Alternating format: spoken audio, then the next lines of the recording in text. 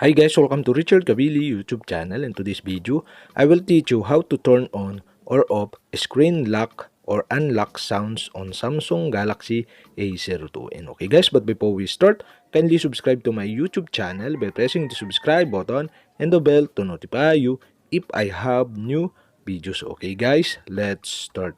So okay guys, you all have to do is go to setting in your Samsung Galaxy A02.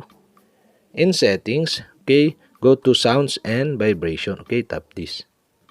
In sounds and vibration, scroll down and find this system sounds. Okay, tap this system sounds.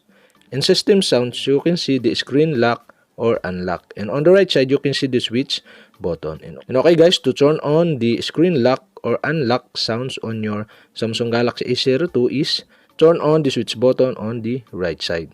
And okay guys, that's it. We have successfully turned on the screen lock or unlock sounds on your Samsung Galaxy A02. And okay guys, to turn off, you'll have to do is turn off the switch button on the right side. And okay guys, I decide to turn on the screen lock or unlock sounds on my Samsung Galaxy A02. And okay guys, that's it. We have successfully turned on or off screen lock or unlock sounds on Samsung Galaxy A02. And okay guys, if you have a question, kindly comment below and don't forget to hit the subscribe button and the bell to notify you if I have new videos. Okay guys, thank you for watching.